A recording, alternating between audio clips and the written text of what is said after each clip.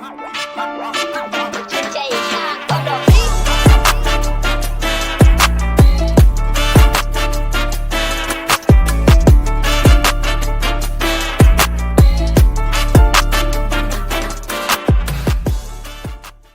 back to the podcast, guys. Today's guest is a special guest from the city of Woodburn. He's very involved with the youth. He's a soccer coach. He's developing kids in and out of the soccer field.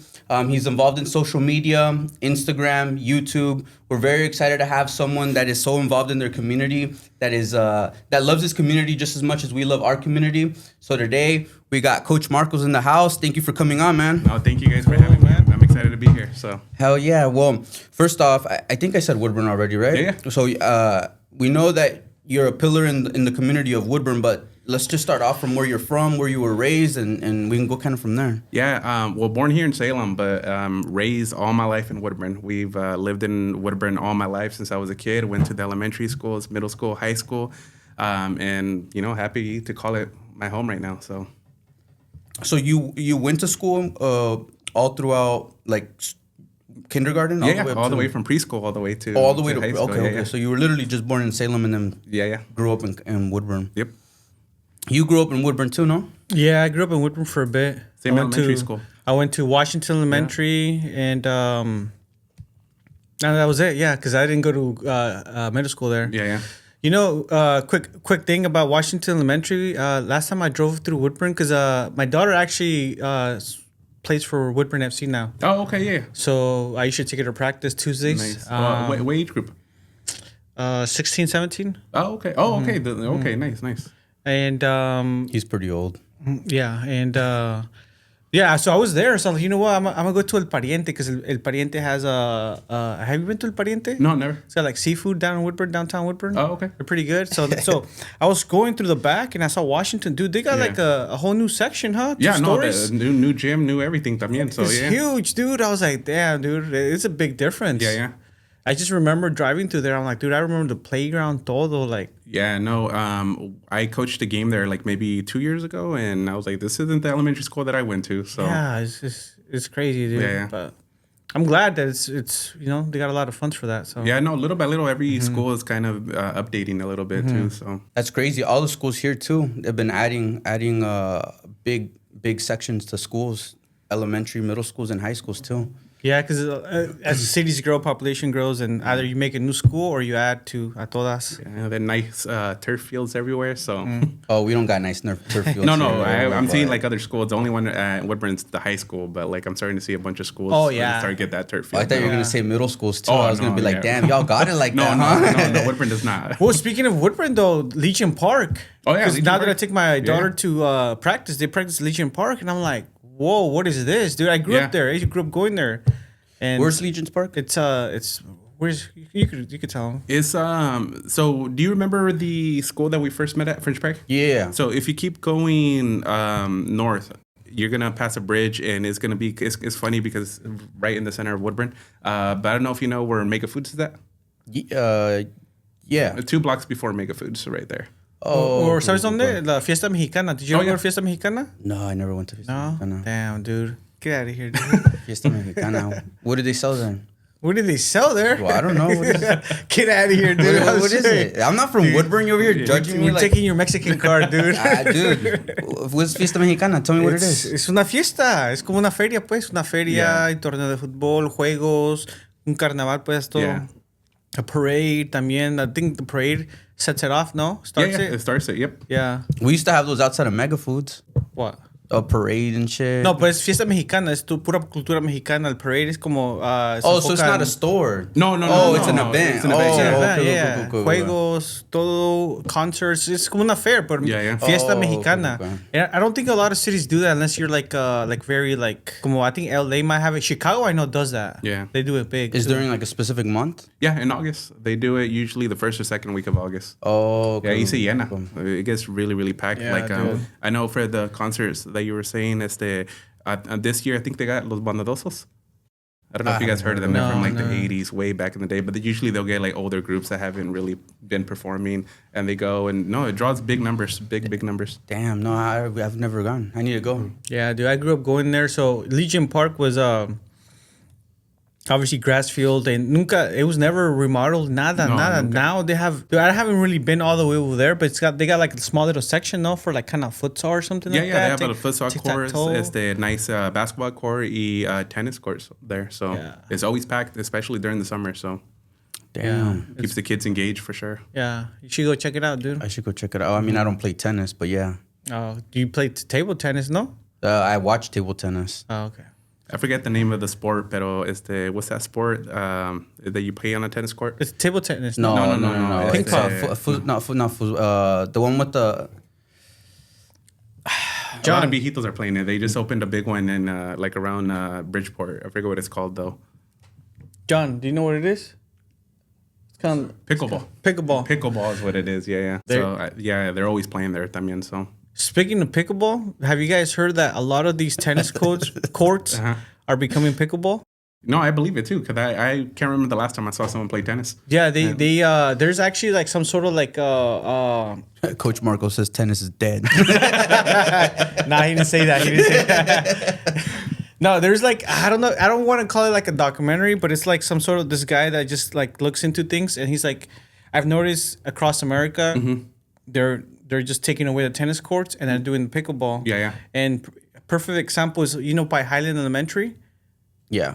that used to be a tennis court. Yeah. They took it all apart. It's still tennis. No, It's new tennis courts. no, it's pickleball. It's not pickleball. Yeah, it's in half. I've seen it. I drive by it all the time. It's Dude, tennis. I drive there all the time. No, dude, you okay, don't even know. let's bet right now. You're a witness. I witnessed right here. All right, $20. Nah, I just like messing with All right, them. there you go. Nah, but it's just kind of interesting though. So No, it is, yeah. But yeah, let's continue. Let's go on, Alan. Obviously, you have a passion for soccer. When did soccer come into your life? Surprisingly, it went on and off. To be honest, as a kid, a lot of kids play soccer in Woodburn. I gravitated against it and played basketball. My siblings were really good at soccer, and for me, I just felt like I could never fill their shoes, so I picked up a basketball, fell in love with it. And fun fact, I actually started coaching basketball first, and soccer was never the plan. I mean, like now, even seeing my son play soccer, I never even imagined he was gonna play soccer. I thought basketball was gonna be what he gravitated towards, but it was soccer. I had been coaching, for 2 years, and with soccer, it just came into the picture because the club that I coached for, they were in need of coaches. And my wife over there voluntold me. Voluntold me? I love that. They were like, hey, can we have some dads step up and see if they want to coach? And she was like, hey, say something. And I was like, I don't coach soccer. Like, I can't remember the last time I played, And she kept encouraging me. And I was like, no, I don't coach soccer. And then she was like, hey, he'll coach. And then I was like, whoa. And then I spoke to the coach at the time, and he was like, no, well, have you coached before? I'm like, no, I have coached, but not soccer before. And he's like, it's the same thing. It's the same thing. And no, honestly, I've gotten to the point that I love coaching it. I still love coaching basketball, but I've gotten more of appreciation for soccer now, and more like, I got to admit, I do love coaching soccer more than I love coaching basketball at this point. But yeah, that's how I got started. My wife, she was the one that, voluntold, and that's how we got started. That's awesome, dude. I thought you were gonna say, no, my dad used to make me play. Oh, no, He used to yell at me in the car on our way to soccer games. No, that was my dad was my oldest siblings. And did he? Yeah. No, my dad was a soccer coach before. He Oh, no le echas ganas. Yeah, he's that Para eso type ando of- pagando para que vayas a jugar pinche fútbol. No, my dad's that type of dad. So yeah. So like, it's funny because I always saw it growing up, and for me that was the norm. And I always tell my wife, like, I was like little, like maybe like 6, 7 years old. I was like, man, I can't wait for my dad to train me and to, dame regañadas. He never did. So I was like, I'll just pick up basketball then. And then that's how we got started. Was your dad a soccer coach? Yeah, he coached for about 3 to 4 years también, around a little bit of an older age group. I think he started with them at 5th grade, and then right before they got to high school is when he stopped coaching. Got it. Yeah. So it was definitely something that I grew up around all the time. So it was super fun. Because I know we were talking a little bit about this before cameras, but you were saying that your dad, his favorite team is the best team in Mexico. El América. Yeah, there we go. So when you said that, I was like, dude, and you were saying that when America loses, your dad's always in a bad mood, and I can relate because that's the way my household is too, with my pop. So I thought that he probably had a lot to do with you starting to coach soccer, but I see that was not necessarily the case. It's funny because I just did an interview with my dad. I wanted to highlight him on my show, so he was my latest episode. And in a way, he did without even knowing, because he never pushed the sport onto me. I gotta admit, my dad's hardcore. Like, you know, he's a super nice guy, pero también he's a type of like, hey, Predator? you got to be a man out there. You can't be soft. You know what I mean? And I remember one time he did watch me, and that was all he needed to see to not go again. But I saw the way he coached, and not only how he was with the kids and how he got the best out of them, but I ended up seeing how much team events he would do on the side.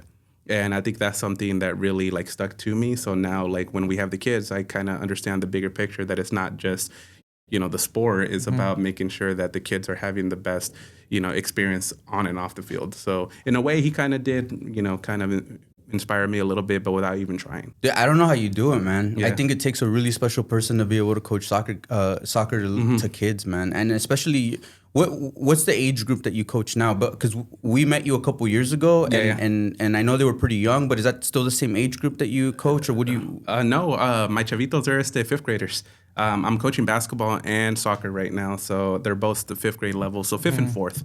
Because I know in soccer they do it by year, so fifth and fourth graders. And has it always been fifth and fourth graders? No, I ended up starting helping them when they were. I met them when they were first graders, because the first year that my son started playing, I was just a dad on the side. But when they became second graders is when I stepped in. So I've had the pleasure of being around these kids for about 4 to 5 years. So it's the same team that you've essentially coached throughout the last 3-4 years. Yep. Oh, that's awesome. Yeah. No, because I was telling him my daughter's 6. Yeah. And she's been playing for a couple years too. And this is the first year that she's got soccer games. Oh, okay. And I'm like, dude, I don't know how you have patience for these kids, man. I'm like over there, I'm like biting my tongue, not yelling on the sidelines. And then I'm like sometimes they wake up and then they're like killing it. Yeah, and then sometimes they wake up and it's just not their day. And I'm just like, I'm just biting my tongue, man. Yeah. And I tell him, I'm like, dude, the coach that my daughter has, he's really, really good. He's super patient. Yeah. If they score on him, he still gives the girls like high fives and stuff, and like he's encouraging them. And I'm like, dude, it takes a special person to be able to have the patience for kids like that. Yeah, no, and honestly, once it comes to that too, what I've seen a lot is it's kind of difficult, but it's a good journey to be able to find that healthy balance. Because for me, like I told you, I grew up where the first thing was like, hey, play harder. That's all you have to do. And you're like, oh, okay, well, you know, as now you kind of see with kids where you got to be like a little bit more patient. Yes, still hold them accountable, still push them, but also understand that like, hey, you need to make sure you're taking care of these kids mentally, because you don't want to get to a point where they're just not having fun anymore. And then I remember, you know, growing up, if you were to tell me, the kids need to have fun. And I'm like, well, if they want to have fun, just go play for free, you know? But that's things where, you know, like the 6 years that I've been coaching, that I've just kind of gravitated and learned a lot from like how the kids respond to certain coaching. So. ¿Ya te están hablando? Damn, dude. I thought you'd put your phone away. ¿Ya te están hablando? It's my sister, dude.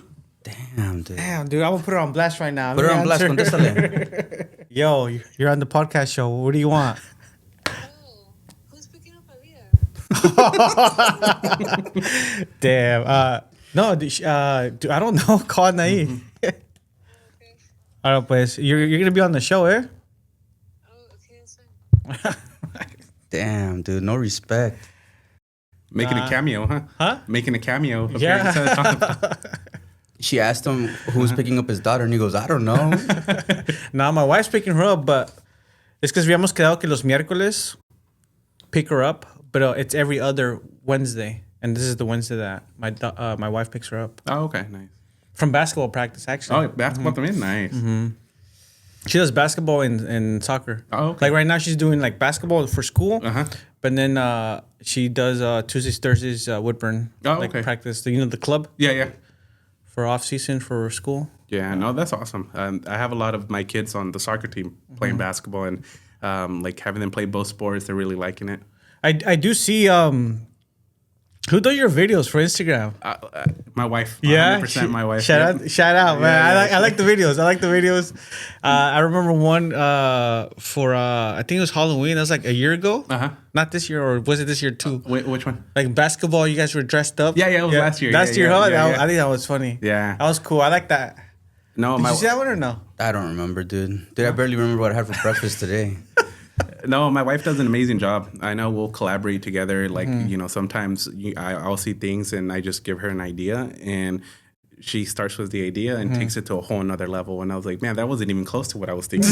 I'm like, that's awesome, you know. Shout out to the wife. I really like the videos. I Yeah. think they're pretty cool. So Yeah, no, my wife, she's awesome. She does all my Instagram and YouTube edits too. So hell yeah, nice. yeah, so it's, you know, I try to help, but it's funny because I don't know about you guys who does the editing here, but my wife doesn't like my edits.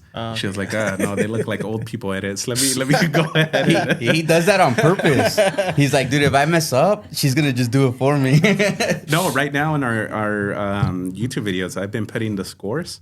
And that makes me feel like I'm actually doing something. You're contributing to yeah, I'm like, the okay, I'm cause. helping out. You know, 10% of the videos, you know, that's my editing. So Heck yeah.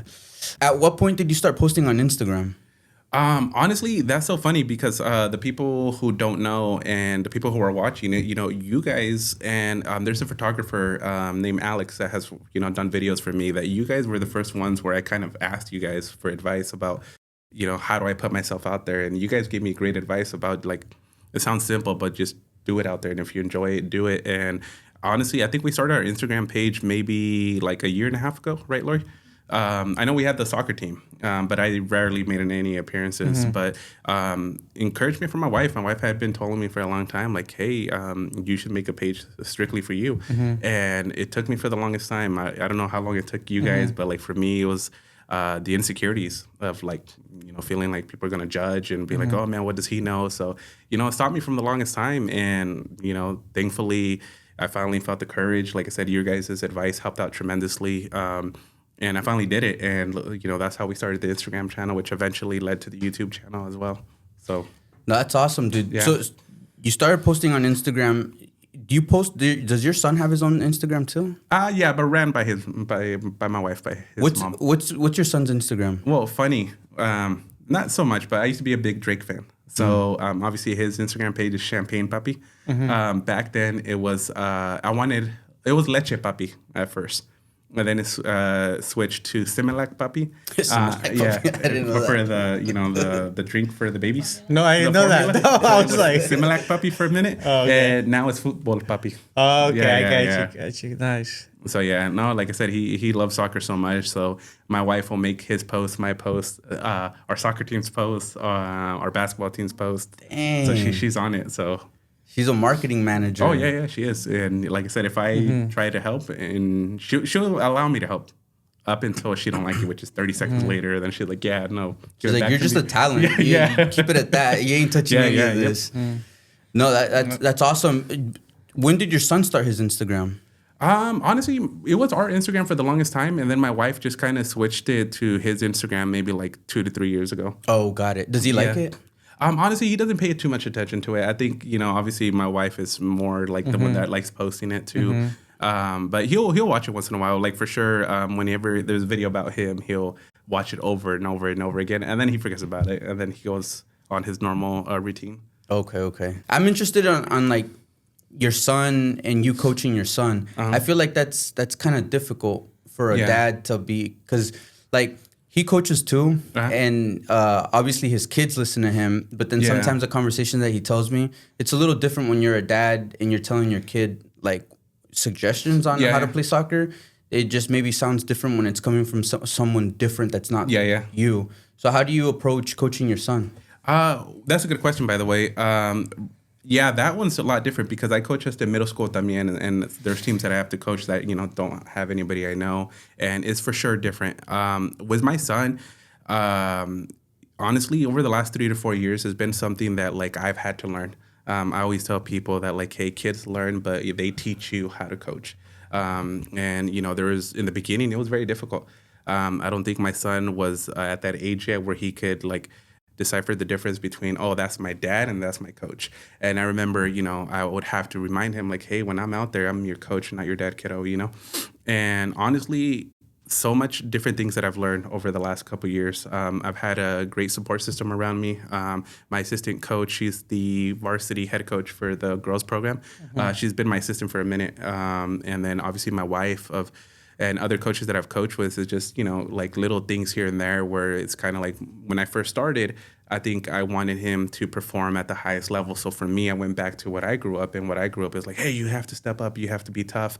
And little reminders that my support system would tell me like, hey, like relax. Like, it's not his fault. You know what I mean? Like, let him breathe a little bit. And, you know, honestly, that's helped out tremendously. So now, you know, it's gotten to the point where it's become so easy now. I love it. You know, like, there's a routine that we get into. But it for sure brings its own challenges. You know, one big advice that I always give people who coach their kids, I'm like, you got to make sure that your son is earning his spot too. You know, there's a lot of great coaches, but I've seen a lot of dads step up as coach, and their kid is not there yet, but they make sure they have every opportunity.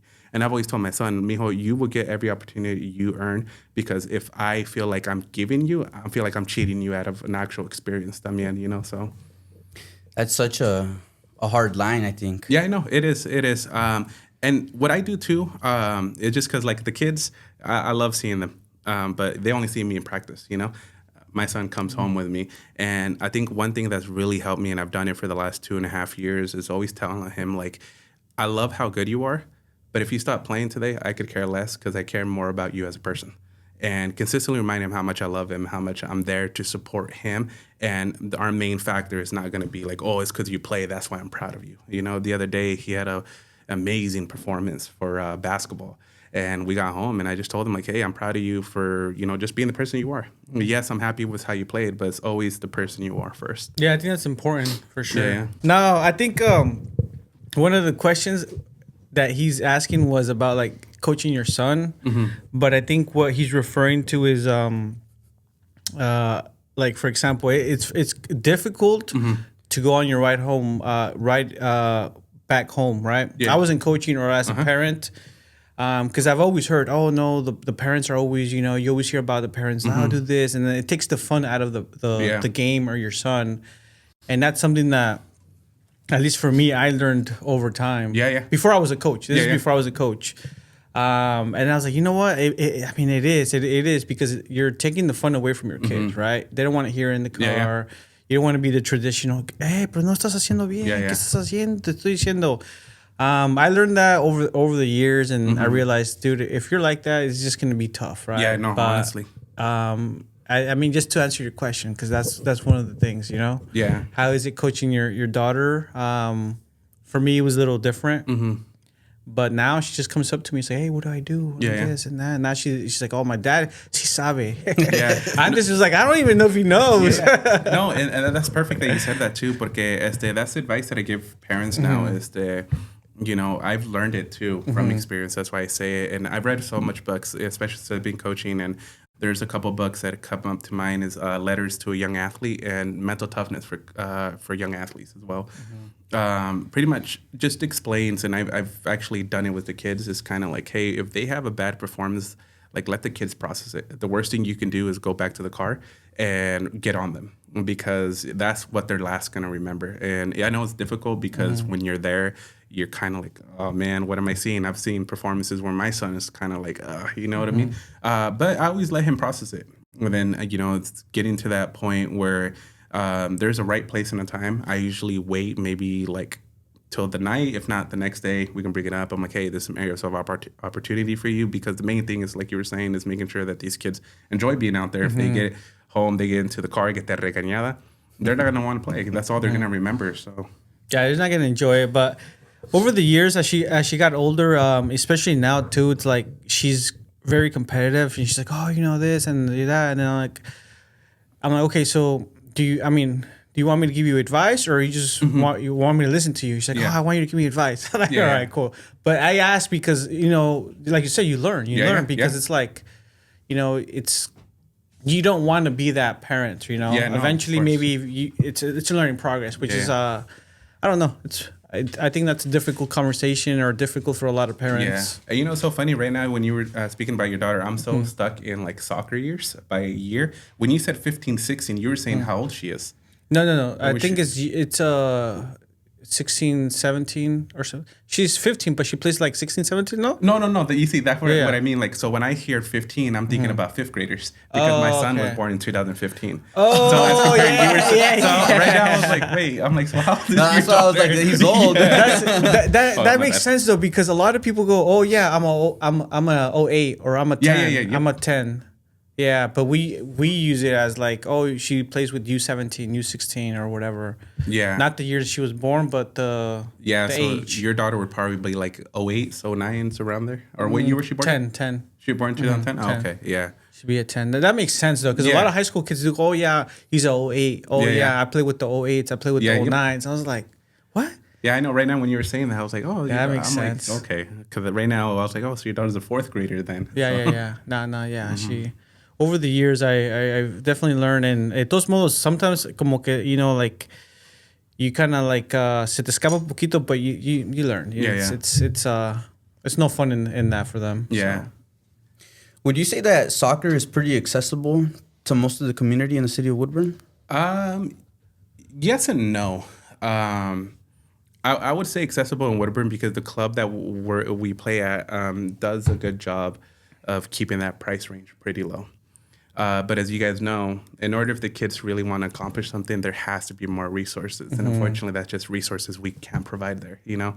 And it's accessible to play in the meantime during elementaries, but in order to actually play, two things either have to happen. The team that you have has to be one of the best teams in the state, which as they get older is really hard to keep talent. Because obviously other clubs, they have the resources. Like, you know, a bunch of clubs have MLS Next, pre-AC now. And they actually, you know, who doesn't see that? Like, oh man, that's the MLS Next team. I'm going to go up there too, you know? And, you know, you can't blame the kids. You can't blame the parents because, you know, at the end of the day, you want to give these kids the best opportunity you can. But to start off, I would say yes, super accessible. They keep that price range really, really low. So any kids who's wanting to play, like I said, when I get started with my little kiddos, we did fundraisers too to make sure that like all they had to pay was the registration and not worry about those extra $80 per tournament. So I feel like it's a lot more. What do you think about Salem? I think it's a lot more accessible now than it used to be.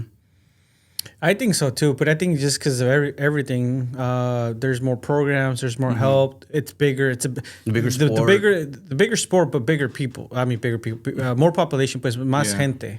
So, and then a lot of people are more educated. You know, like if you were first gen, now we're second gen. Like, yeah, at least for me, like I could, you know, get the resource. Just like look up myself. Oh, what do we need to así? Like Yeah, it's yeah. back then, our parents was a little bit. It was harder for them. Yeah. They didn't know. They didn't. First, there was no internet, and if there was, they didn't know how to use it, and no one had it. So it's like it's easier for people to like actually research information or how to sign up, and there's more help. So I think it's a little combination de todo, you know. yeah. I do like what you're doing, and I do remember you asking us that. Yeah. And I think that was one of the things that, for us, that was like the answer for for ourselves. You know, it's people are always gonna criticize people. Oh yeah. I mean, even we do it for the national team. You know, it doesn't matter if they're professionals. What is that coach doing? You know, this coach is better than another, but it Yeah. doesn't matter, right? Like. That is just a human instinct. Yeah. And I think what you're doing I think it's cool. I looked at your YouTube page. I like it. I've seen that you guys have like a lot more success with the short clips, no? Yeah, it was. I short, noticed. the Yeah. short clips. Yeah, Like I know. more engaging, no? Yeah, Más more como- engagement. I think Ajá. that's what we're trying to figure out right now. You know, we're getting the consistency. The show just started back in July, so right now, you know, the views are a little low, but they're starting to get there a little bit. You know, so Would you find like the reels and like short clips are like more engaging or better for you guys? Yeah, you yeah. know, because we did that too. No, we're trying like the YouTube stuff. Yeah, it seemed like reels. I just think that a clip, when you first post it, I think that it just goes to a wider audience, yeah, and it's just so easy for it to pop up on their For you, like on their page? feed. on their feed. Yeah, yeah, Versus a full episode. yeah, yeah. And a full episode can pop up on a person's feed, but they're not gonna necessarily click on it if they don't know what it's about. Yeah, but, yeah. So I think that's why the reels are. Damn, dude, are you falling asleep over there, John? Dude, I don't know. Do you drop something? But yeah, no, because on YouTube too, we've done pretty good with the reels. Yeah, yeah. Better than the full episodes. But Yeah. it's No. just a trial and error. No, there's honestly. just so many different ways to try things. Yeah. So it's just trial and error. See como pega el chicle. No, yeah, for us, you know, there's this photographer from Woodburn named Alex that I remember, around the same time, because when you guys came and gave us that donation, he recorded a video for us too, like an Instagram reel around the same time. So I asked him similar advice, and he was telling me about his experience. And he was like, dude, if you post and only 20 people watch, that's 20 people that are interested in your stuff. So, it stuck with me. It took me a while to finally put myself out there. Honestly, we are on episode tonight. It just actually dropped like 30 minutes ago, was episode 13, I believe, or 14. And prior to this year, we had like 20 episodes ready. My wife just doesn't want to release them because they were more like vlogging and coaching. And she was like, we'll just keep it with coaching. But, we had gone to like the weekend concert maybe like 3 years ago that we vlogged. It was a pretty cool episode that we kind of just keep on the side. And then, we went to Mexico maybe like 2 years ago. So we had stuff like that already. But right now, like I said, very grateful for the numbers. But yeah, for sure, trying to find that, healthy balance and how to get more views into the show. I think there's something with vlogging, dude. I think that from what I've seen, the people that do the vlogging end up being more successful. Yeah. And we've talked about it, and we think that it's because when you vlog, people are really getting to know you. Yeah. So whatever content you do put out, it's more personalized, and they feel like they know you more. Yeah. Versus just putting out episodes like we do. They don't really necessarily know us. All of our followers don't necessarily know us. They just know what we post. Yeah, but it's not like vlogging. Yeah. So I think there's something to that. But I think it's hard to be able to come up with that much content as vlogging, and it's hard to put out that kind of content too. Yeah. But I think there's something with it. I think vlogging is. I don't think it's hard to put out content because you're basically doing everything that you're doing in your life. ¿Entiendes? It's just actually putting it out there, because at the end of the day, one of the reasons why TikTok is very besides their algorithm is because TikTok, the people that are doing videos, it's like talking to you. Yeah. It's como like they're recording themselves and they're like talking to you, giving some educational information or whatever the scenario is, and it's like you're looking at him talk, and then over time, it's like, I see him every time. Y se te graba, So it's like a one-on-one type of deal. And blogging is lo mismo. I think a lot of people like it because they want to see your life. Yeah. No, and that's actually very true, because that's something that I'm still trying to get used to. I know we did a Halloween special, and that one got really good views. And one of my friends had called me, he's like, dude, that's the type of stuff I want to see. Like, I love watching the kids, but I want to see some of that as well. So trying to get used to it. I know we're working on a Christmas special right now, and my wife's recording me in stores, and I'm like, put the camera down, people are coming, So it's kind of weird, huh? At first, Dude, the other day I was on YouTube, I even looked it up. I was like, how to feel comfortable recording in front of people, and then people give their advice. And one of the biggest advice sounds simple, but the guy was like, hey, the world doesn't revolve around you. Like, if you want to record, people are not gonna stop and be like, oh, look at this guy. They might criticize you to be like, who's this guy? But it doesn't, but they stare at you. Oh, they do. When we did the school drive, and we were recording inside a Walmart, I felt so uncomfortable, dude. Because you never do it, but it's like, I mean, at the end of the day, we did it. So no, at the end of the day, we did it, but very uncomfortable. No, it is uncomfortable. Yeah, because I'm like holding the camera, walking, and people are just looking at you, and it's like. Yeah, I'm trying to get used to it too. It'll start like this. I'll be like, hey, we're out here at Woodburn and blah, and then I'll get down low. My wife kind of knows once I'm mumbling to kind of stop, so. That's cool. No, I also did the intro outside of Walmart before we went. I think we did a clip of just me outside of Walmart talking. And it was the same kind of thing. I kind of saw someone, and at the end, I could kind of, I kind of did the same thing. I'm like, Yeah, but I guess it's just more practice. Yeah, more practice for sure. Blogging, that's it, man. No, and you know what? Like I said, it goes back to you were saying it right now, and about so at some point everybody's gonna criticize you. I think for me, that was something that really held me back. I feel like growing up as a young athlete, I failed in every way possible. So once I started my coaching journey, I was like, people that know me from back in the days, like, what does this guy gonna know? He never even played varsity, or something like that. But now I'm getting more into the point where now it's pretty, I don't want to say easy, but it's a lot easier than what it was maybe 4 or 5 months ago to put content out there. Yeah, that's what it is. And I think a lot of the times when you meet people, they're not going to criticize for you trying. And I'm sure you said this before. There's people that a lot of people talk about this. Como dicen, what is that thing you always say, dude? Que someone with a business is not going to criticize someone trying to start a business, but someone without a business. What did you say last time? Yeah, I remember what I Like, who told you, but says it's that? it's There's that like concept. a lot of like people say this. Yeah. I remember. I forgot what the concept is, but essentially, the only person that's gonna hate on you is a person that doesn't have the courage to be able to do what you're doing. Oh, I love that. Yeah. But someone that's doing better than you is Yeah. never gonna hate on you. Okay, yeah, that's what it is. Yeah. Yeah. Yeah.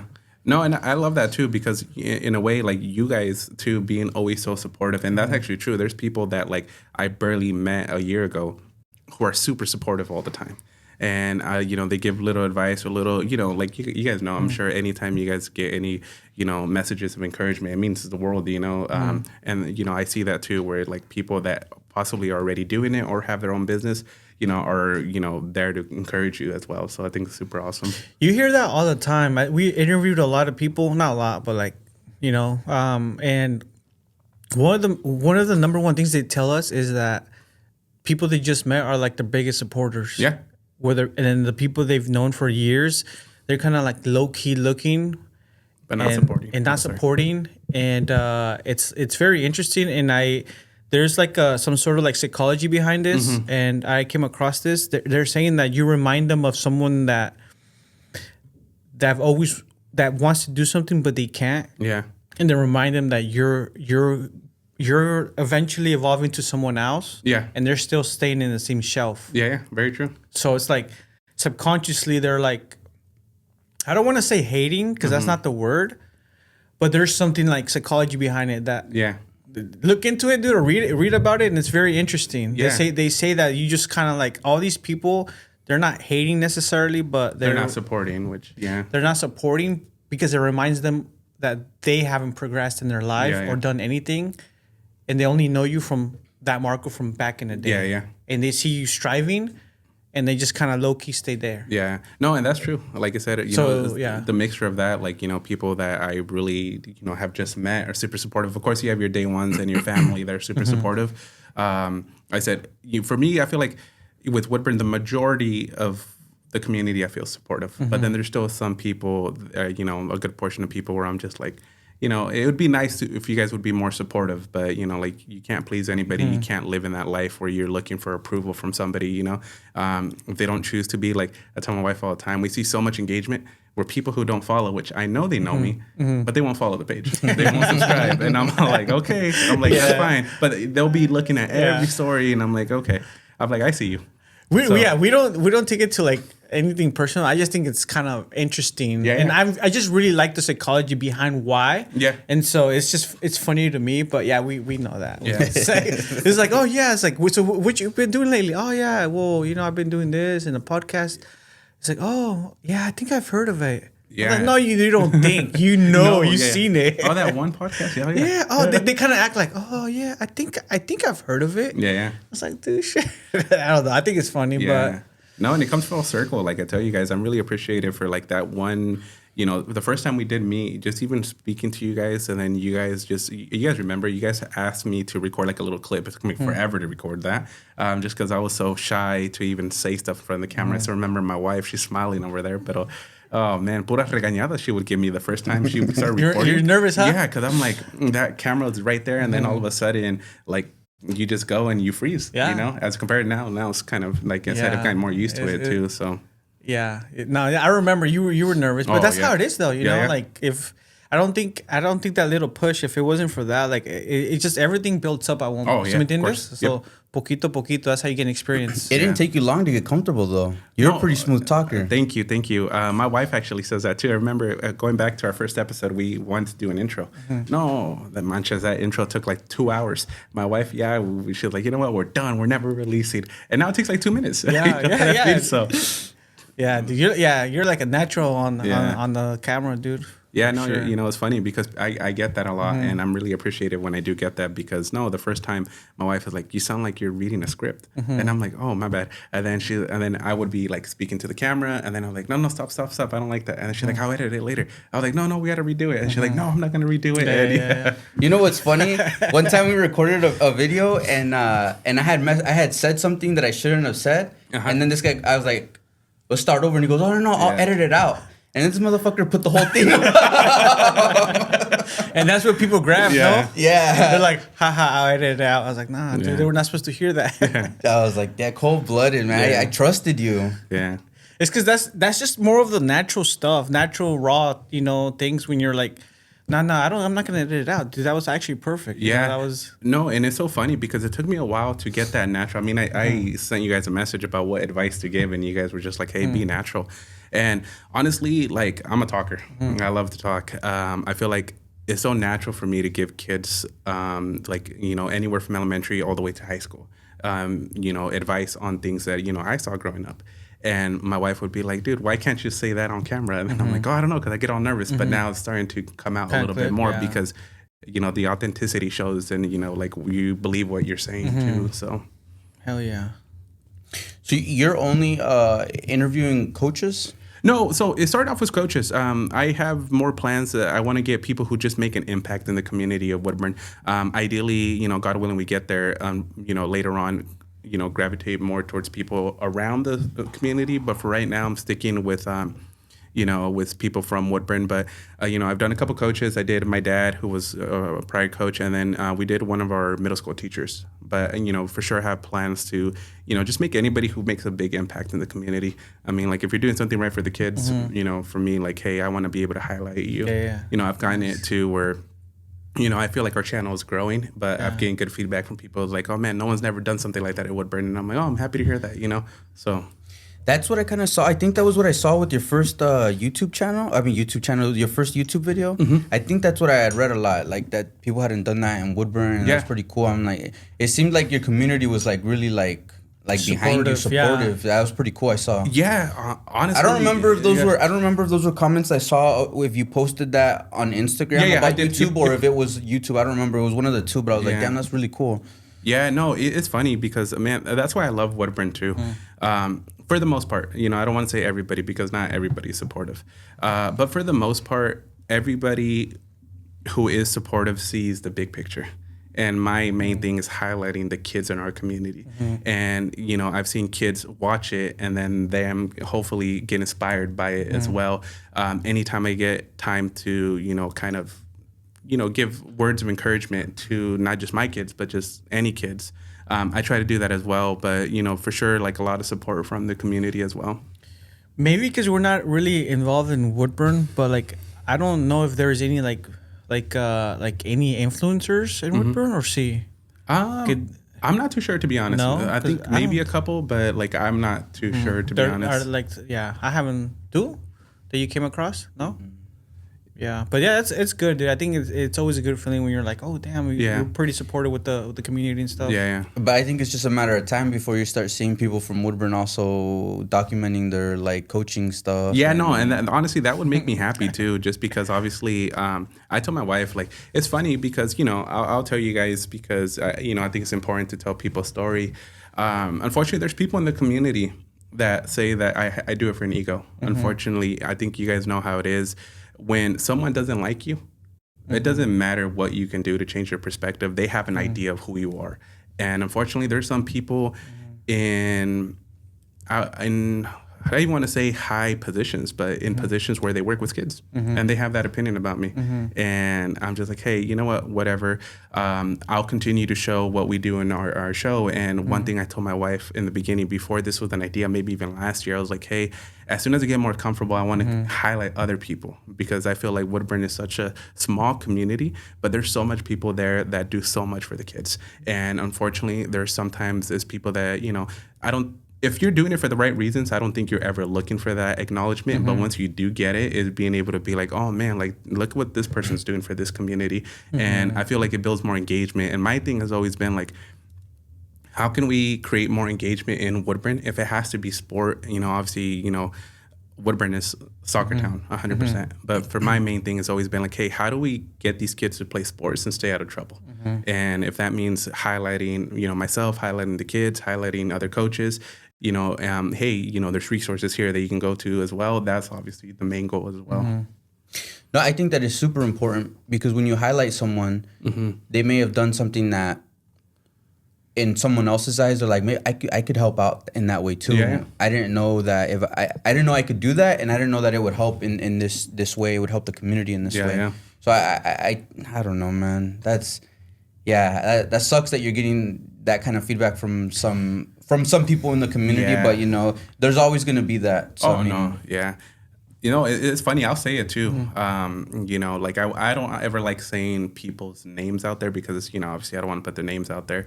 But you know, there's people that I wish would use their platform a little bit better. You know what I mean? And there's things that maybe they are doing good, because I've always been the type of person, like I always tell my wife, say you guys were coaches. I can stand you guys, right? Let's just say that.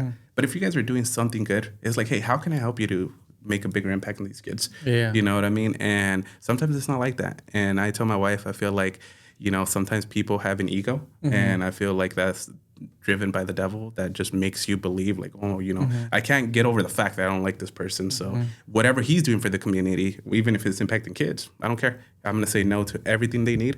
And it's just unfortunate because at the end of the day, like I said, it goes back to like, I can care less if I like you or not. If you're doing something for the kids, I want to be able to help you because ideally you're helping these kids. I think it just goes back to what he said before. It's just some people just they're not happy with themselves, or they're just not internally. They're just not there, and then it doesn't matter if you're an adult or not. Like the adults are like just some are not just there. You know, Yeah, like a lot when you're young, you think when you're like a little kid, you think every adult has it, and No, I mean now that you're an adult, you realize you still. When you had those kids, you know, when you were growing up with kids, there was always one kid, right? Oh, yeah. An adult is the same thing. Yeah. And it's unfortunate. I mean, the world's always going to have people like that. You know, shout out to them. And I think that's just what it is, you know? Like, I wouldn't take it, you know, pero como dices tú, al rato, next month, Marco, el podcast de Woodford. Shit. First guest, dude, on the podcast de Woodford. Yeah. Who, you? Us, dude. Oh yeah, for real. I thought you were saying you were gonna open up a podcast. I was like, whoa. No, dude. Dude, I'm already not home, dude. What are you talking about? Shit. Yeah. Apenas me dejaron salir hoy, güey. I did have a question for you though. What's it called? Because I know you coach high school. Yeah. How do you feel like you guys? It's at McKay, no? McNary. Sorry. I always get McNary and McKay confused. They're the you know ops, what I mean? dude. Yeah. No, everyone gets him confused. McNary, McKay. Yeah, McNary is the one in Kaiser, no? He did go to McKay, to be fair. Oh, okay. Yeah, I did. Because this is what I love about, you know, coaching for Woodburn, but I know you guys can relate because obviously there's a lot of Latinos here. How do you think you guys do it as a coaching staff to make sure the kids understand, like, hey, you know, the sport is second, school is first? Because I know there's times where, you know, it's a lot more easier as a coach to just be like, oh, just play. You know what I mean? In all reality too. But like how have you guys seen success up there? I think it all relates with the culture. Our head coach, he's been there for 30 years, dude. 30? That's a long time. Yeah. So what is it? 27 years. Yeah, 27. Because we're you know our coach, no? He's I think it all starts with him, relates it to us, and every season when we start, you're a student before a player. Yeah. We let it be known, and if their grades are not there, they don't play. Yeah. And everyone wants to play. Is there like a GPA or like certain that they have to meet? They have to pass 5 classes. They have to be passing 5 classes. Oh, okay. Out of how many? 8. That's still a good amount. So So if they're not passing, they won't play. yeah. And so everyone has to be on them. The thing about it is that our head coach, he's a behavioral specialist Oh, okay. in school. So he has access to So he has everything. access to everything. He has them on that's a big difference when that head coach works at school, Yeah. and not just as a teacher, the behavioral specialist. Yeah, so yeah. everybody knows you can't get in trouble. You have to be like. Yeah. Tienes que estar haciendo bien o si no juegas. Yeah. And it's we're clear about it. For instance, I think this year we did have a player that got a red, I believe, and it wasn't nothing bad. It was just a bad call. Yeah, you yeah. know? But I'm like, the rules are the rules. You can't get a red. You know, obviously you're gonna miss a game by OSSA or whatever. Yeah. But then you're gonna miss a game because McNair's gonna tell you you're missing yeah. a game because we told you no entres así. They're gonna call it this. Yeah, you said. This ref is probably gonna call every foul, right? But I mean, we just enforce it, man. You Yeah. let it be known. You're a student before an athlete. And then Yeah. actually yesterday we were talking to them too, and a lot of them are gonna. We had dinner with the seniors, and a lot of them are gonna go. Some of them are gonna go to college, and we told them, go to college. You know, like it's you won't. Your education is first, but Yeah. you will still enjoy soccer. Yeah. Have it, you know. Go there, play soccer. Y si no te Yeah. gusta, está bien. Yeah. But enjoy it. You know, you're never gonna have this opportunity again if you're playing soccer. Yeah. You know, by the time you're 23, you're or 21, yeah. Yeah. Yeah. And Yes, nadie te quiere, you know. So, do you guys have a hard time over there, or? You know, from experience, this is, like I said, it goes back. I actually used to work for the coach for the school district, and that's one thing I disagreed with was how we handle the grades. You know, I tell, the coaches, the good coaches will know you guys are leader first, then coach, right?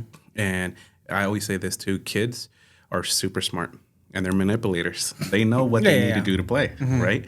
So I'm always like, if they know, don't make it easy for them. Make it not at least challenging so that these kids, because one thing I always tell the kids in the community, if you have a dream, go chase it. I love, the enthusiasm. I love the hey, dream as big as you want. But I always tell the kids, don't just believe your talent's going to carry you alone. Trust me, there's so much kids, but put yourself in a situation where you can go to college. Take care of your schoolwork first and then whatever's on the field. And, unfortunately, I wish it was a little bit more driven in Woodburn, because at the end of the day, I grew up in that community. I love that community so much. I've seen so much failure. I've seen a lot of friends and families, unfortunately go into drugs, go into prison, and, some of them dead. And I'm just kind of like, man, I'm a big believer that every kid has unlimited potential, but it's also about making sure to hold them accountable. And you'd be surprised how much a kid could accomplish if you hold them to a standard. And that's one thing that I've always kind of, not saying that they don't have it. I just wish they would, embrace it a little bit more in Woodburn. You said a key thing. We have to hold them. They have to be responsible. We have good players, star players, but we're disciplined enough. Dude, you have to go to practice, and if you miss a practice, you're just showing your whole team that just because you're the best player does not mean you can miss practice. So there was consequences. You wouldn't play at least for a half or lo que sea. Yeah. But that way, everybody knew that they were not getting special treatment. Yeah. Yeah, you're a captain. You're late. Dude, you've been here for 4 years. Yeah. So once you have that standard or that commitment with the coaches, everything kind of flows, right? Yeah. But like I said, I think me and the coaches, this group, we've been together for 4 years. Yeah. The coaches that are right now, todos. Yeah. But the head coach has been there for 27. So, that's, No, he's got the ground, you know? No, and that matters too. When you have structure, I think is a little bit more. I think the structure is the key easy. for a lot of what we've done. And the kids know it. Like you said, ellos saben cómo hacer las cosas. Pero when you have coaches and we all kind of see different things, different angles, you're like, no, this kid's trying to play us. No, ¿sí me entiendes? So yeah, one of the most unfortunate things that did happen, the only reason I say that is because obviously, Salem's a lot more bigger than me. In Woodburn, you guys know Woodburn is like a soccer town. They love soccer so much there. And for me, I love the kids in the community, whether that means, hey, your dream is to go play, whatever I can do to help you to make sure you're avoiding drugs, you're avoiding prison, and just having a good life. If you want a dream, let's go ahead and see what we can do to help you, right? And, I always I had this conversation with my dad on our podcast, and I was just kind of telling him, Dad, it's crazy that we haven't seen a professional talent from Woodburn or someone that's gone D1 in Woodburn. We have, other colleges that they've gone to, which is good because any type of, even if you go to community colleges, that is a huge success, And I had a friend who played, I forgot what, I think Clark, I think is where he played. And I had asked him, I'm like, hey, back when you were a senior, how much kids, honestly, do you believe could have played college soccer? And I thought I was going to get the machismo, no one, just me, because I'm a baller, No, he said, honestly, all 12 seniors. And he's like, but none of them were eligible because of grades. And I was like, dang. And that's from someone who, for me, I expected him to be like, no one was good enough. But he was like, no. He's like, the kids even a year below me, all of them could have played college soccer, And, when I did work for the school district, there was just, things that I wish could have been a little bit different, but there was one in particular. We had I'm sure you guys have it, like your fall coaches meeting. I don't know if you guys have it. But we were there, and I was trying to tell them, like, hey, as coaches, we need to hold these kids to a higher standard. And one of the answers that I got was, hey, you're here to coach. Pretty much telling me, stay in your lane. And they're like, let us worry about school. You do that. And I was trying to explain to them, like, hey, like, you don't understand the impact a coach can make in a kid's life. And if we can help the teachers out, a little bit by holding them accountable and having more structure, it ultimately creates more leaders and more kids with, eligibility to go and continue to play the sport. But unfortunately, it didn't work out, and like it's something that at the end of the day, it's that repetitive cycle. We have so much talent in Woodburn, and I love seeing it. But they get to 21, 22, and then they just go to adult league. And like I said, no shame in that, But like Woodburn has had the talent to be able to take one kid, because you guys know, llega uno, and then that opens the door for more. And then all of a sudden, that's how you start changing the cycle. You know what I mean? It's a soccer town, dude. Yeah. There's few towns or cities that I could say they're soccer cities, soccer towns. Yeah. Woodburn, Mac, and I might be missing the others, but those are like culture. Yeah. Puro fútbol. Cultura, that's so it. beautiful. Pura cultura. When I got a question for you. When you were in high school, all throughout high school, what was the expectations from teachers from you guys? Oh man, like what me would they, personally? No. Just like as like a school, like would they expect you guys, like, was the goal like we're gonna apply for community college? Was the goal like we're gonna apply for state colleges? Was the goal like we're gonna graduate high school hopefully? Like what was for sure always graduating high school. And don't get me wrong, there was good resources for the kids who kind of knew they were going to. And for me, I always tell my wife this. When I look back at my playing career and also like as a student, I look at it as I was a failure. I had a horrible GPA. I think I had a 1.8. I had a 1.8 because I was lazy and I didn't do any of the homework. So when the kids tell me, "Oh, coach, I have a 2.0," but I'm like, "No, don't lie. I was being lazy and not doing my homework." But there was so many kids like myself that just needed the guidance. And there was not much people to be like, hey, let me help you. I see some type of potential in you. What can we do to kind of open college as an opportunity? Because unfortunately, a lot of kids, at least when I grew up, none of us were thinking about college, maybe a couple of them, but those kids already knew. You knew which kids were going to go to college. That's what I'm saying. I think it's just the expectations because my freshman year in high school, I went to McKay. Yeah. And the expectation really, from what I got, was like, the goal was really like community college. Like playing for Clark, playing for Chemeketa. Like that was really like, I don't want to say it's the goal, but it was kind of like, the goal, I guess.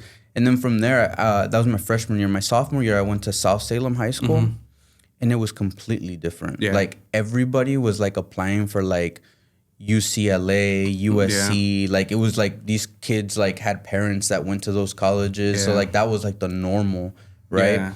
That was my sophomore year. My junior and senior year, I ended up going to Cascade High School. And these teachers, I'm telling you, these teachers were like pushing us to graduate high school. Like if you guys graduate high school, like you guys are doing good. Yeah. So I think it's just, and it's really sad, but I think it's just the expectations from the teachers that you go to school have a lot to do with it. I'm not saying all the teachers are bad or all the teachers are expect that from you.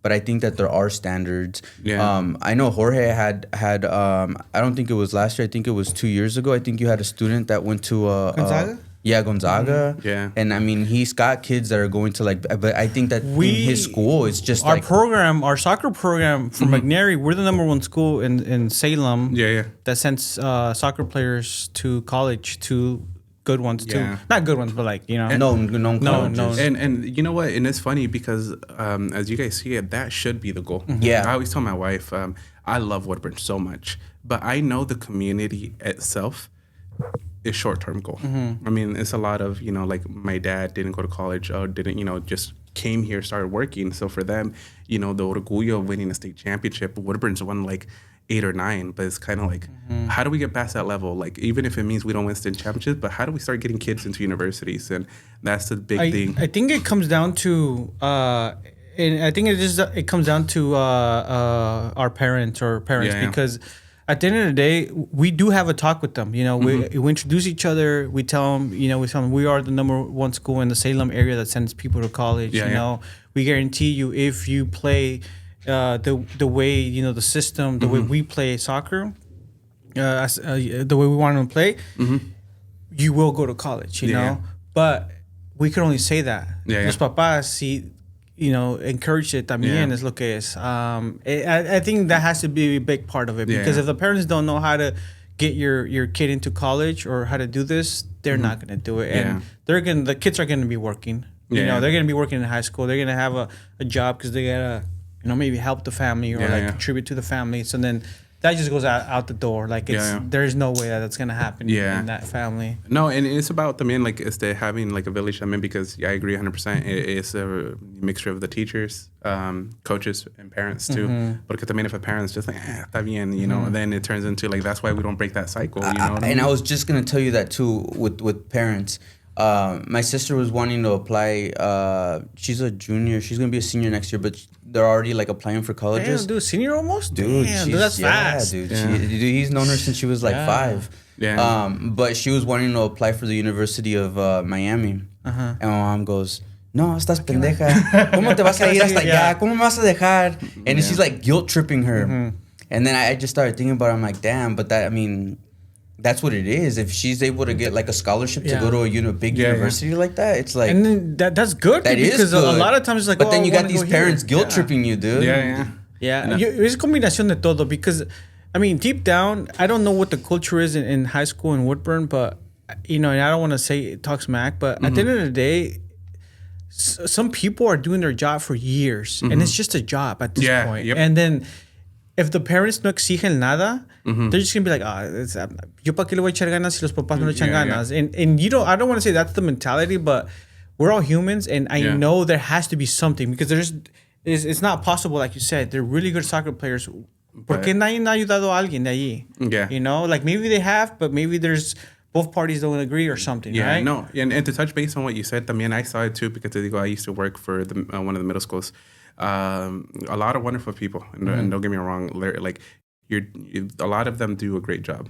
But I also saw there's some people who just show up like it's just a regular job, like a desk job. And I'm just kind of like, man, if you have the opportunity to work with kids, yes, that's what you buy into. Like you have to make these kids believe, and sometimes it's going to be that unfortunate circumstance where like you have to deal with the parents, and maybe sometimes the parents are just not educated enough to see there's resources out there. But like I said, it's a healthy mix.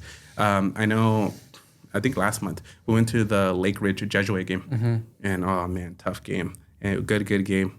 All the kids were talking about where these kids are going to go to school, and what names were they saying? I don't even remember what names they were saying, but obviously they were saying universities. And for me, I was kind of like, I had told my wife, I was like, man, amazing, because you see what the resources is, but there was hardly any Latinos out there. And if it comes back to, man, like Woodburn has the talent to get there, but it's kind of like, hey, how do we get them to the next level? And honestly, it kind of goes hand in that. Like I tell my wife too, and I've always told people, like, sometimes they'll tell me like, hey, you care too much. But I'm like, no, with my kiddos, we start as low. Like I do grade checks for my kids, and I make sure that, like, I always tell them, like, hey, if you're gonna get in trouble and you're gonna be a bully, you're gonna start, dressing a certain way, vas a correr. You like, we're not gonna let little things slide. And I've always felt it starts with discipline at a young age, so that they know, like, oh, this is normal. So it's normal for my coach to tell me to make sure to pass my grades. It's normal for me to act a certain way, just because, like I said, I grew up in a situation where I saw a lot of kids that ended up, going to drugs, ended up going to prison because they didn't have that structure. And like I said, if that could be a little piece to kind of help the kids just a little bit more, then, all to it. Yeah, I think it's a very difficult situation because it's a combination de todo. I think it's gonna have to take like a mission, a special someone with a mission, and saying, you know what, this my mission, my goal, this will be my life to send these kids to college. All these soccer players that are very talented, because dude, it's a soccer town. Oh, it's so good. They're ballers, dude. Like Woodburn, like respect para fútbol, ¿verdad?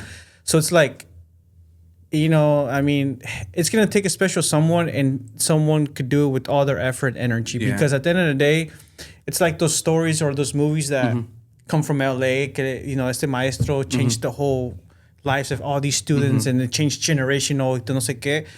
I think that's what needs to happen. And I think it has to be kind of like a group of people. I think it can't just be one. Going there, because I know what the standard is the low.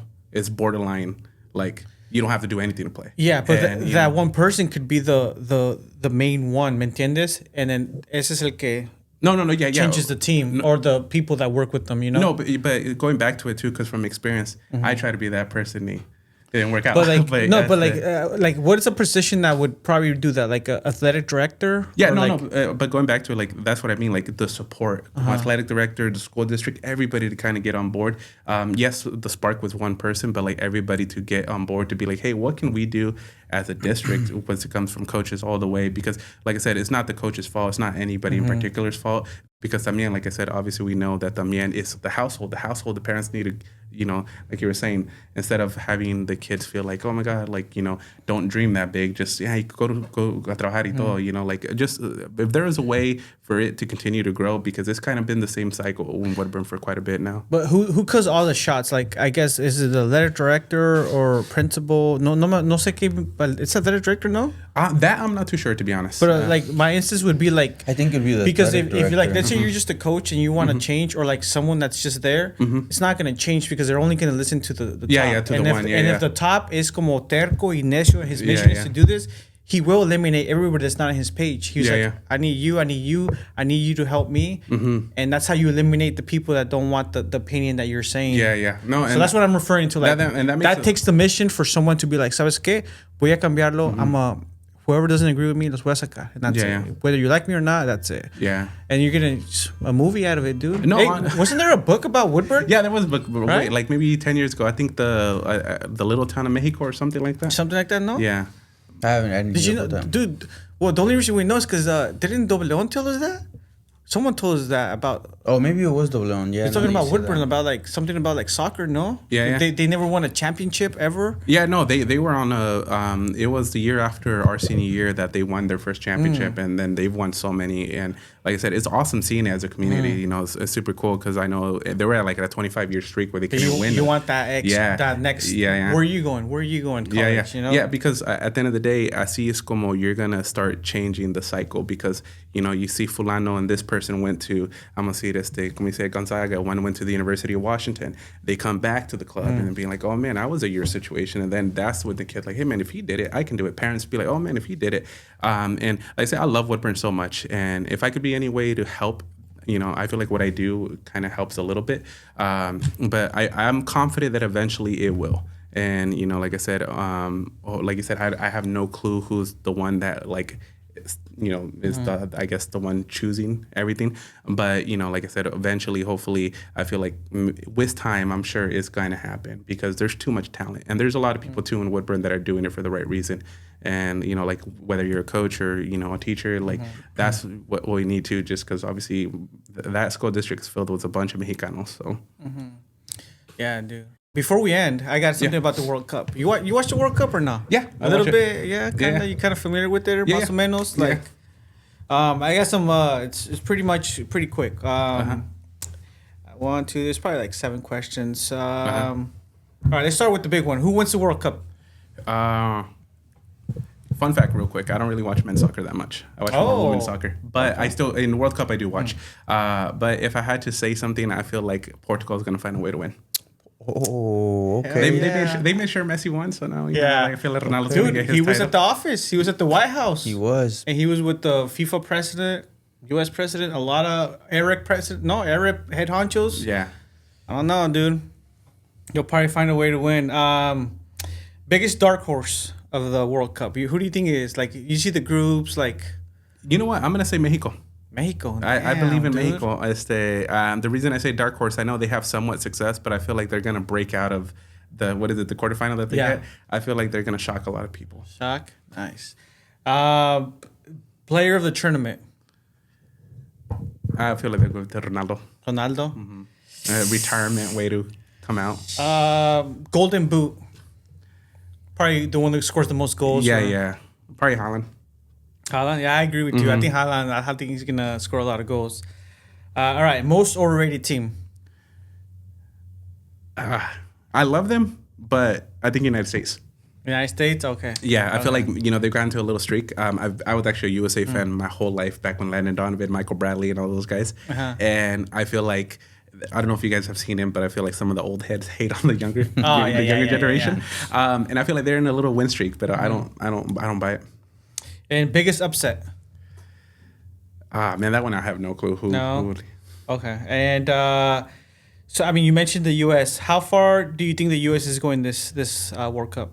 Out of the first round, I know it's a round of 32, but I know we were talking about que hay muchos equipos. I don't even know if you'd call it the round of 32 anymore. So, round of 16, I would say. Round of 16? Cool. You got any input? Who wins the World Cup? Mexico, I agree.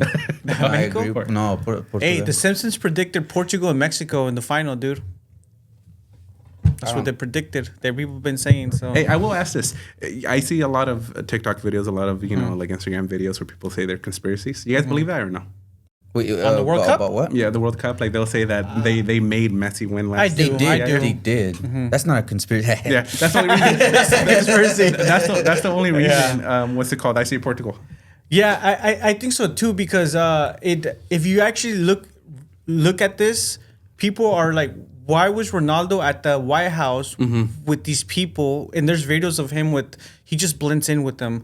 Yeah. Estaba como el Prince de Saudi Arabia. Yeah. Gianni Infantino, which is the president of FIFA. He was with Donald Trump, and he was just like conversation, like laughing with them. There's so many head honchos in that room, dude.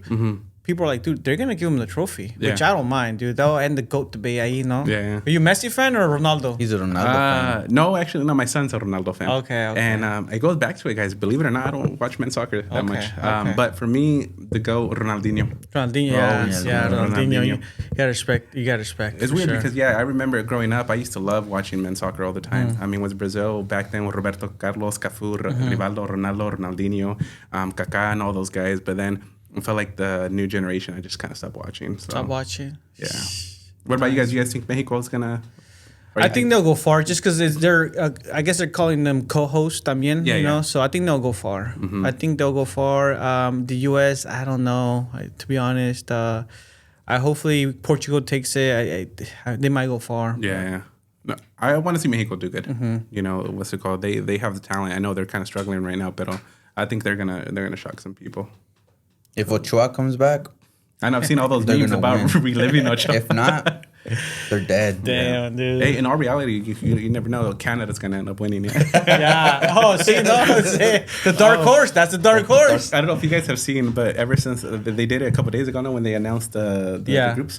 Oh man, I've been seeing so much funny memes because they added more teams. Yeah. Where they have like the little Caribbean Yeah. islands, I haven't play seen big that. ones, and everybody's like, "Dude, pray for our Caribbean brothers." Yeah. Oh man, it's gonna be unfair for them. It's there's no group of death that I could No. tell just because there's 48 teams now. It used to be 32. So now everything looks very even. Like it's not gonna get hot until like round of 16, no? Yeah, and the question for you guys, it's good because obviously more engagement from our countries. But do you guys feel like they do that to make more engagement or to kind of get more sales off of those quarterfinals, semifinals? Because they kind of know who's gonna. It's more sales. Yeah, more yeah. sales, definitely. I don't think they care for the engagement. Like I Yeah. think, it's more sales. Yeah, no, it is crazy too. I still like watching sports. Don't get me wrong.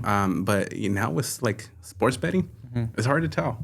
You know what I mean? So, Dude, I think FIFA was already one of the most corrupt leagues in any sport there is already. And Yeah. then what you're saying about sports being legalized now, it wasn't as legal. No, let me rephrase that.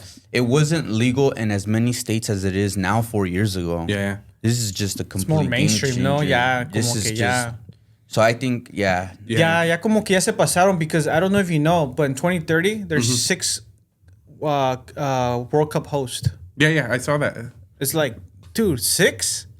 Doesn't I that surprise you? I didn't hear about that. Argentina, Uruguay, Paraguay, and then you go all the way to Marruecos, Egypt, and Spain, I think. Yeah. Or Portugal, algo así.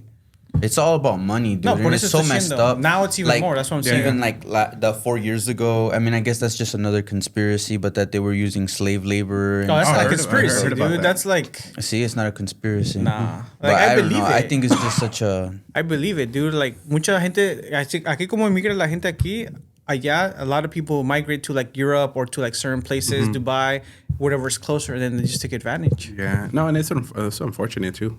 But we're still watching. Quick question. I'm assuming you guys watch European soccer, no? I used to a lot. I kind of do a little bit. No, I find it hard because I still like watching like clips. You know, I won't say I'm a fan porque tampoco I don't ever find the time to watch it because I coach every day but Wednesdays. And, you know, it's hard to even keep up. I love watching NFL and NBA. I don't ever watch games either. It's a bunch of highlights too, so it's really difficult to actually keep up. I don't think I've watched the game. I think last time we watched it is just because we were hanging out. No, Yeah, we're drinking. We're hanging out at this one bar with a couple friends, and we're just watching it. But I don't think I actually watch it. Yeah. I like to be informed, like kind of like highlights real quick. Yeah, But yeah. dude, I don't think I've actually been like, oh, I'm gonna watch this. I'm gonna set aside a time. Nah. But that was a Mexican game, so it was later in the afternoon that we were watching. yeah, It was yeah, like yeah, 8 yeah. o'clock at night. But like these European games, they're early, dude. Empiezan Yeah, I a know, I'm las kinda 12 like, o when- las 8 de la mañana, 11 de la mañana o 12 del día. So Yeah, it's like yeah. those are just kind of awkward hours. Yeah, Yeah. He doesn't watch it, but he knows because he's always betting on all of them. Yeah. Tip for everybody: if Jorge has a lock, it is not a lock. Do not follow this guy's picks. Yeah. No. Literally the world's worst gambler. Yeah. I might be there with you. Oh yeah. Yeah. Both of these guys do not follow their stuff. I'm cool though. So I started about a year ago with $30 on DraftKings. I've won when I lose it, but I haven't added $30 because you know I don't want to do it. I do a lot of more NFL picks, and I will guess 7 touchdowns right, and the 8th one is wrong. Oh, and, dude, that's and my, normal. And my wife is always like, "Why don't you just do small ones?" I'm like, "No, I gotta swing big," and I never win. So Yeah. No. I'm bad. Well, I guess we won't ask you if you're going to go to the World Cup. We're just going to skip that one. Well, Coach Marco, we appreciate you coming on, man. We appreciate your time. We know you have a very busy schedule. Yeah. But just real quick, if you can plug in, we're going to tag your Instagram so they'll know what your Instagram is. But if you can plug in your YouTube channel, that would be awesome. yeah, coaching with Marco, no space. We drop episodes every week on Wednesdays 7 p.m. And then I know you said you guys were working on a Christmas edition. Can you 2 Christmas specials. can you talk a little bit about the Christmas specials? Yeah, a little bit real quick. We've been doing Christmas events with the team, so you know we like kind of vlogging that as well. I don't want to give too much away too, but a lot of shopping. Okay. Yeah. Stay tuned. Stay tuned. The Grinch might make an appearance, so Okay. They invited Jorge. That's a wrap. That's a wrap. Thank you guys. thank you guys.